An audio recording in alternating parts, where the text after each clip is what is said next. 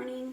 Today we're going to be talking about cause and effect as one type of text structure in nonfiction.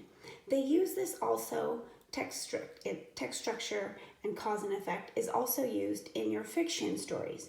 So cause and effect is one type of text structure that is used in nonfiction and in fiction. But today we're going to talk about it because it is being used in your nonfiction stories this week. But I want to make sure you understand what cause and effect relationships are. So I'm showing you this little chart that kind of lays out different text structures in nonfiction stories. And text structure just means the way that they design the story, the way that the author is designing it. So when they write a nonfiction story, one way they might do it is just all on description. They pick one topic, like maybe lions, and then they describe everything they can about the lion. So they put the lion here, they think about lions, and then they give you all kinds of things about the lion. Features, examples, all the characteristics of the lion. Another one is sequence. Like they might tell you all the phases of the moon. First, next, last, before, and after. Like what happens in all those different things. So they might be sequencing an event, right? And that's still nonfiction. They may also do compare and contrast. They may pick two topics, maybe bats or maybe they might do fruit bats and a different type of bat, a nymph bat, okay? And they're going to compare and contrast what's alike and what's different about those two things, okay? That's a compare and contrast. The whole structure of the story is on comparing and contrasting. Well, another type of text structure is cause and effect. That is what your stories this week have in them. They're really talking about what makes something else happen. So when something in the scientific world makes something else happen. So this story is talking to you about what makes meteors, what causes a meteor, what causes a comet to happen, what might cause the aurora borealis to happen. That's what your first story is talking about. Okay, so we're going to talk a little bit about cause and effect. The last one is problem and solution. We're really clear because problem and solution happens a lot in our fiction stories. There's always somebody having a problem and we have to solve it. But that happens in nonfiction too. And there's a problem, like maybe we're trying to solve global warming. And that's the problem and we need to find a way to solve it. We also read a lot of stories about problems with modified food or people who have invented new ways to make better foods, because that's were the inventions of those kids that we read, if you remember. So there was a problem and the kids were the ones coming up with ways to solve it. Okay, so today we're going to talk about cause and effect.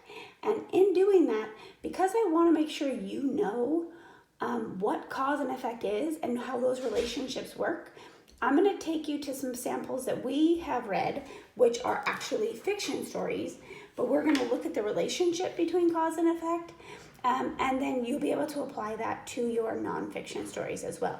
So I'm going to take you to a chart that I made that has some examples of cause and effect from our stories like Tale of Despereaux and Tales of a Fourth Grade Nothing. Okay, so let's do that now. All right, so over here, I made us a little chart. And it talks about the cause being why something happens. So when you're thinking about cause, you really want to ask yourself why. Like, why did it happen? And the effect is what happens as a result. So the cause is why it happened and what happens as a result. So on this chart, you can see I put, so the cause, and I often start by kind of saying, like, well, because Megary is given many clouts to her ears, what happened as a result? What happened as a result of Megary being given many clouts to her ears? Well, what happened as a result? Megary can't hear very well, right? Megary's almost deaf now as a result of being given clouts to her ears. But we can also kind of turn it around and look at that differently. We can kind of look at Megary not being able to hear very well as a cause. So the why, or the cause, because Megary cannot hear very well, what effect does that have? What happens as a result that we find in the story? What happens because Miggery cannot hear very well? Because she's had so many clouts to her ears and she cannot hear very well, what starts to happen to her? We heard about this when we read about the vicious cycle. What happens because Miggery cannot hear very well? What starts to happen to her? I want you to think for a second. That's right, she starts to make a lot of mistakes, right? That people ask her to do stuff and she can't hear them. And because she can't hear them, right? Because she can't actually hear them asking her to do things, what happens? Well, she can't hear Uncle ask her to do things. She gets to the castle and she can't hear them ask her to do things.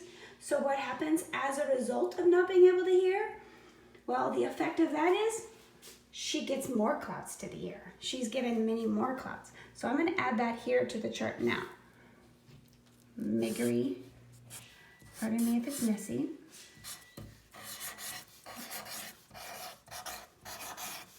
Miggery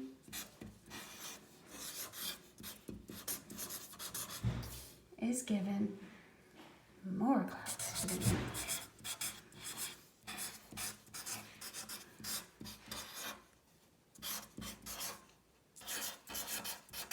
More clouts to ears. So now you can see that Miggery cannot hear very well. That's the cause. And now, as a result, Miggery is given more clouts to the ears. So you can see it could go either way, depending how you want to look at it. The cause is Miggery, because Miggery's given clouts, she can't hear. And now, because she can't hear, the result is she's given more clouts to her ears. Depends which way you want to look at it.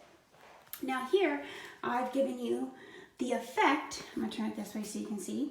So now the effect is Fudge had to go to the hospital. Oh, that was like the result. The result is Fudge had to go to the hospital. Well, what caused that? What was the cause? What caused Fudge to have to go to the hospital? I want you to think back to Tales of a Fourth Grade Nothing. What caused Fudge to have to go to the hospital? And it was a big deal. That's right. He ate Dribble, right? He ate Peter's turtle. He ate Dribble. So we'll add that here to the cause.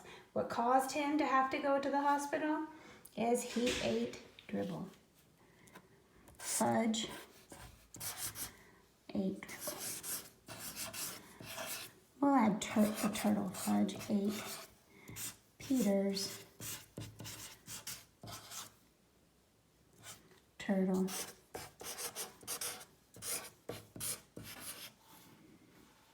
That's good enough. All right, so because Fudge ate Peter's turtle, as a result, Fudge had to go to the hospital. True that. Okay, now the last one. Here we have under cause, the why something happens. So, because or why, Fudge's dad said, eat it or wear it. Okay, so Fudge's dad did say that. Remember, Fudge wasn't eating. And so Fudge's dad said, eat it or wear it. What happened as a result of that? He said, eat it or wear it. And if you remember, did Fudge decide to eat it? No, he didn't eat. So what happened as a result of his dad saying that?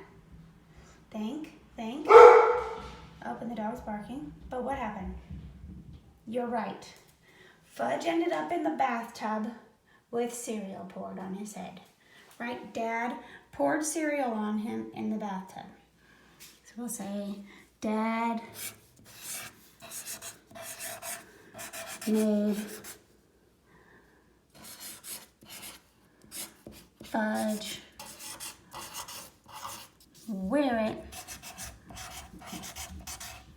wear cereal on head.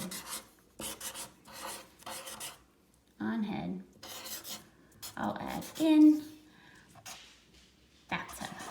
Making it tiny down here. In bathtub. Okay? So even though here I used a lot of examples that we have from our fiction stories, it works the same way. Okay, so when you read about comets. You had to read that whole little section on comets.